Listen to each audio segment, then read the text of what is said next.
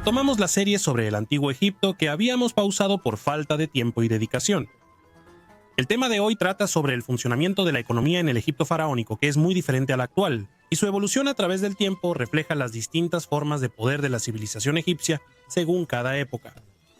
Debido a esto, les pedí que me hicieran preguntas sobre el tema en las redes sociales y en una publicación de YouTube. Y muchos me respondieron, especialmente en YouTube. Muchas gracias por su entusiasmo. He agrupado sus preguntas en dos temas y las que no se ajustan a estos las responderé al final del video. El primer tema tratará el rol del Estado en la economía egipcia.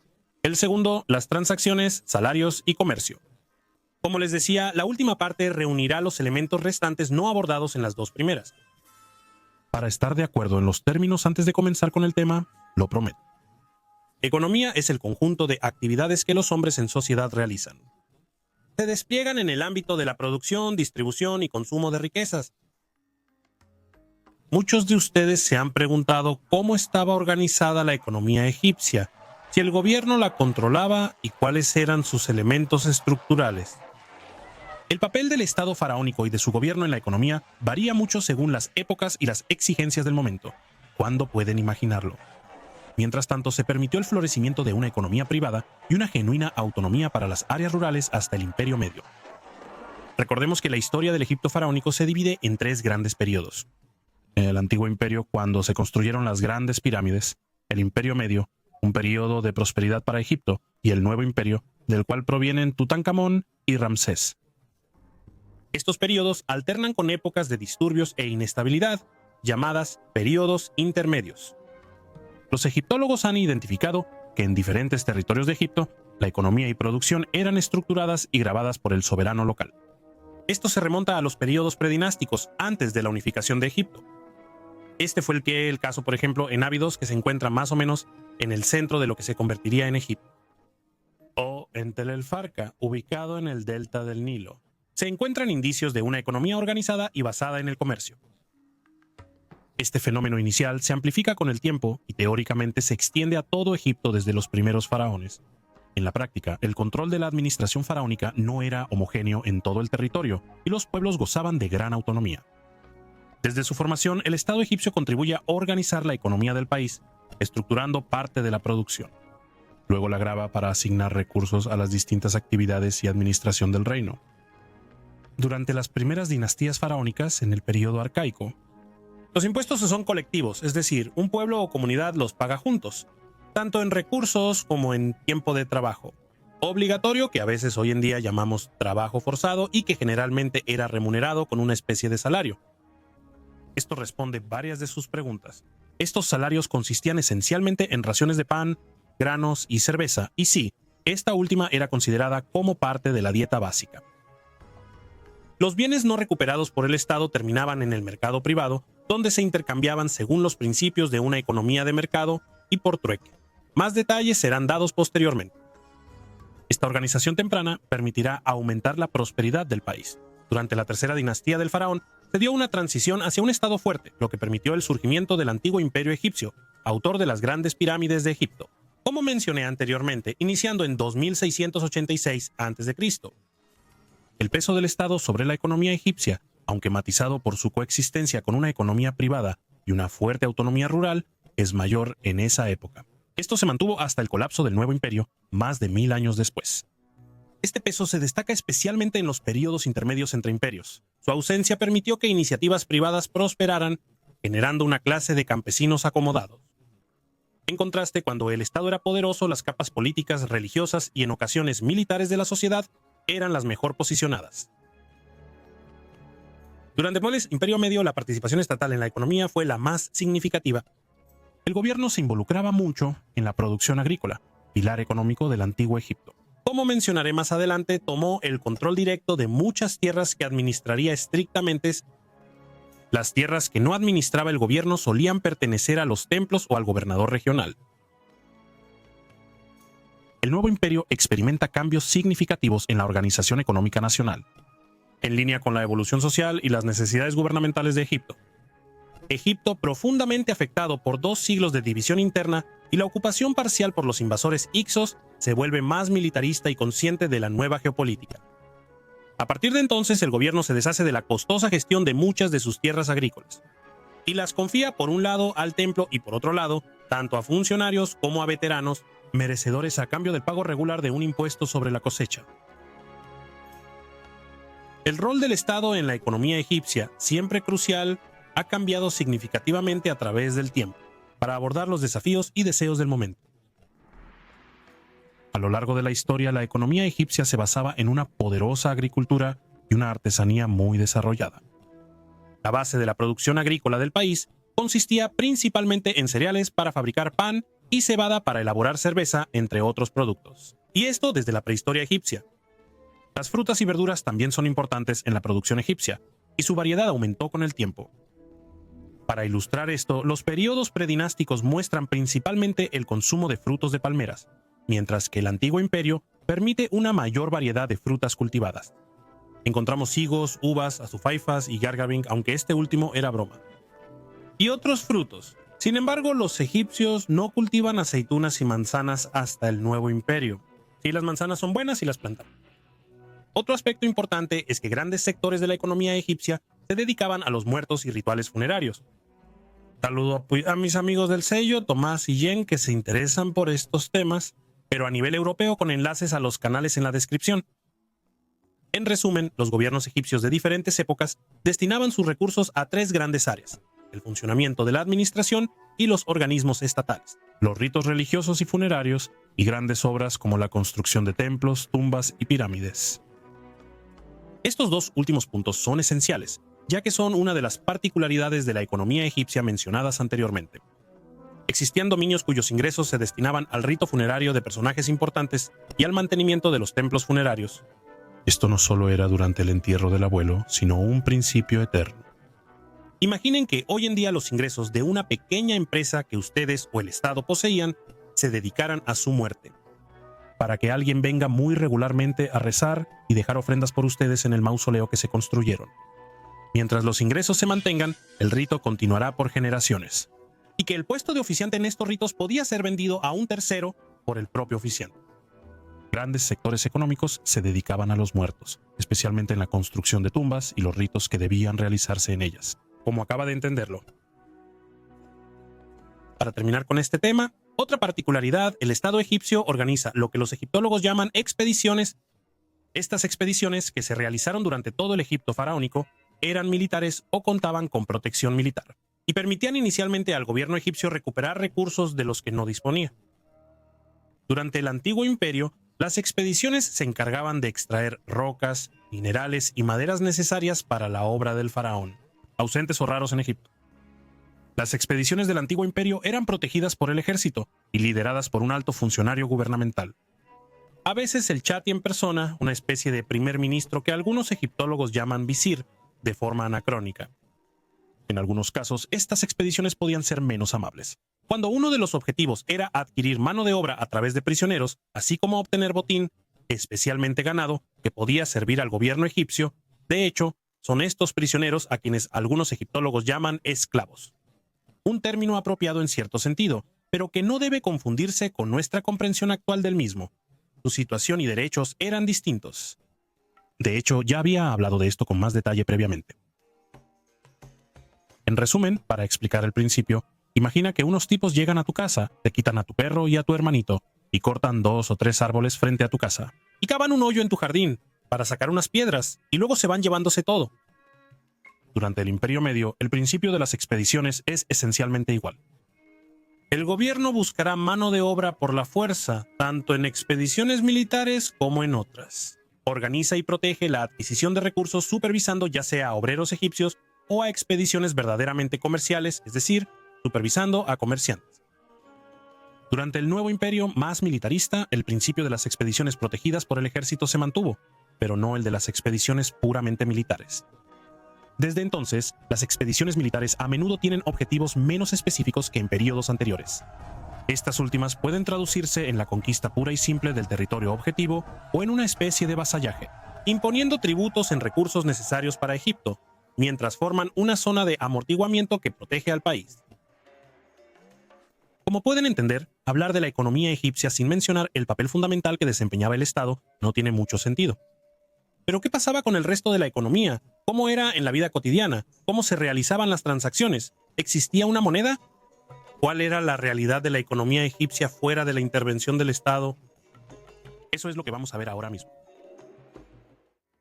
Para empezar, hay que entender bien que la economía del Egipto faraónico era esencialmente una economía de trueque, que consistía, a grandes rasgos, en intercambiar un objeto o un lote de objetos por otro. No había una moneda como tal, pero eso no implicaba que fuera un sistema primitivo. La forma de realizar las transacciones variaba según su valor. Los intercambios de bajo valor eran principalmente orales y consistían en el trueque de objetos y productos cotidianos. Según el egiptólogo Brian Maas, los valores más comunes eran la tela y el grano. En lo que respecta a los bienes de mayor valor, como las casas, el ganado o los prisioneros de guerra, las telas parecen haber sido naturalmente, y más comúnmente, utilizadas como valores de referencia, debido a su relación valor-tiempo de conservación, que era especialmente adecuada para ello. No obstante, el Estado egipcio del antiguo imperio pronto buscó establecer valores de intercambio estándar para bienes valiosos, simplificando así las transacciones. Y rápidamente impuso en estos intercambios la presencia de un funcionario, es decir, un escriba, que hacía más o menos las veces de notario, así como de testigo. De ahí también surgieron valores de referencia, como los chatis, que en su origen eran círculos de cobre. Supongamos que venden su casa por 100.000 $100,000, pero en lugar de recibir euros a cambio de su casa, reciben bienes cuyo valor suma los 100.000 euros. Por ejemplo, un armario de lujo de 50.000 euros, un lote de joyas con un valor total de 30.000 euros, y digamos un lote de productos Louis Vuitton con un valor de 20.000 euros. Así que recibes los objetos por tu casa en lugar de euros, estando casi seguro de que no te han estafado. Si retomamos este ejemplo y lo situamos en la época del antiguo imperio egipcio, recibías un mueble con valor de 5 chatis por tu casa valuada en 10 chatis, un lote de objetos valiosos por 3 chatis y un lote de telas por 2 chatis. Esto resulta en 10 chatis, lo cual se considera un intercambio justo para ambos. En el Imperio Medio surge un nuevo valor de referencia llamado deben. Aquellos que han jugado al juego Faraón de Sierra reconocerán el término.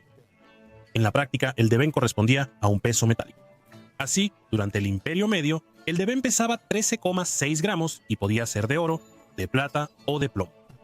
El chati de cobre coexistía con el deben, pero con un valor inferior. El deben de oro era el más valioso, valía 2 debenes de cobre y 4 de plomo, y se cree que un deben de plomo valía 3 chatis. Aunque servían principalmente como valor de referencia, parece que los debenes de metales a veces sí se intercambiaban realmente durante las transacciones. Durante el Nuevo Imperio aún existían valores de referencia, como los debenes y chatis, pero su formato difería del usado en el Imperio Medio. El deben podía ser de oro, plata o cobre, y pesaba 91 gramos en lugar de los 13,6 gramos previos. También se dividía en una décima parte del deben, que pesaba 9,1 gramos. Los chatis ya no eran de cobre, sino de plata, correspondiente a 7,6 gramos de metal. La novedad es que los debenes y chatis podían servir como valor de referencia y medio de pago, a diferencia del Antiguo Imperio y con más frecuencia que en el Imperio Medio. Como mencioné, también existía lo que hoy llamamos el sector privado, pero esto variaba según las épocas. Esto se manifestaba en los mercados y mediante diversos tipos de empresas. Brian Moss indica que durante el Antiguo Imperio, los pequeños empresarios eran parte de los proveedores de los mercados, y la artesanía producida por los campesinos que usaban el tiempo libre de sus labores en el campo o de los trabajos obligatorios del Estado. Durante el Imperio Medio hay evidencia de empresas de mayor escala que producían y transformaban bienes, empleando trabajadores asalariados pagados con raciones de alimentos, principalmente granos. Es importante destacar que el grano era un valor estándar de intercambio en los mercados, por lo que su uso era completamente normal y esperado. El Nuevo Imperio, aunque se basa en lo que se hacía anteriormente, ilustra mejor la naturaleza híbrida de la economía egipcia, tanto pública como privada, en particular a través de los artesanos que trabajaban para el faraón, pero que usaban su tiempo libre para vender sus servicios en otros lugares, en una forma de autoemprendimiento. Si quisiéramos hacer la comparación. En cuanto al financiamiento de transacciones, sobre todo para bienes de más valor que los de consumo, los egipcios practicaban el crédito. Aunque no existía un banco como tal, había empresarios que prestaban grano a cambio de un reembolso y pago posterior. Durante el Imperio Nuevo era común que las personas pidieran prestados objetos que no tenían a su disposición para concretar una transacción, y el reembolso generalmente se hacía devolviendo el favor más adelante. En el Antiguo Egipto, el funcionamiento general de las transacciones se basa y organiza en torno al principio del trueque. Todo esto se estructuraba con la ayuda del gobierno para garantizar la estabilidad y equidad en los intercambios. El Estado egipcio apoyaba significativamente el comercio internacional, como se mencionó, ya sea directamente mediante las expediciones citadas o al estructurar las rutas principales. Es crucial comprender que los comerciantes generalmente no eran dueños de los bienes, sino que los transportaban e intercambiaban por un salario. El Antiguo Egipto comerciaba en todas las direcciones, especialmente hacia el sur, con Nubia y el lejano país de Punt. La ubicación exacta aún se debate, pero se cree que se encontraba en el Cuerno de África, en la zona de Eritrea y el norte de Somalia. Al norte y este con regiones como el Levante, Canaán y Mesopotamia, y al oeste con Libia. Sin embargo, es durante el Nuevo Imperio cuando el comercio internacional alcanza su apogeo. Es más dinámico en épocas pasadas y permite importar una amplia gama de bienes. Bien, así que pudimos abordar muchos temas y responder a muchas de sus preguntas. Sin embargo, quedan preguntas a las que no pude responder. Me preguntaron, por ejemplo, si todos tenían un patrimonio propio. Pues sí, el principio de la propiedad privada siempre ha existido, aunque ha sido más o menos amplio según la época y más o menos regulado por el Estado. Como vimos con las transacciones, la presencia de inscritos me permitía, por ejemplo, registrar la transferencia de propiedad entre dos personas. Luego, ¿es posible calcular el Producto Interno Bruto de las ciudades egipcias o del Egipto antiguo? No, faltan demasiados elementos para hacer una estimación seria. Se puede afirmar que el Egipto faraónico fue, consistentemente, una potencia económica de su tiempo. Ya vimos anteriormente que los egipcios practicaban los préstamos, pero ¿qué pasaba en caso de impago? En este caso, el deudor tenía que pagar su deuda al prestamista con trabajo. Además, ya había mencionado este tema específicamente en el episodio sobre la posible esclavitud en el Antiguo Egipto. El enlace al documental está en la descripción. ¿Cuál era el porcentaje de comerciantes en la población y su impacto general en la sociedad? No es posible dar una proporción precisa de comerciantes sobre la población total debido a la falta de elementos necesarios. En cambio, como decía antes, según la época, cualquier egipcio o egipcia podía convertirse en comerciante por una tarde, para vender su pequeña producción o el excedente. También había empleados cuyo trabajo era vender la producción de los terratenientes o empresarios. Respecto a los comerciantes, ya he proporcionado algunas respuestas previamente. Por lo general, no eran dueños de los bienes que transportaban, sino empleados o empresarios independientes que prestaban ese servicio. Excepto en los periodos intermedios, cuando las sociedades se transformaban, su influencia era, en la práctica, bastante limitada. ¿Existía una economía paralela en forma de mercado negro o ilegal? No pude encontrar una respuesta clara y precisa a esta pregunta.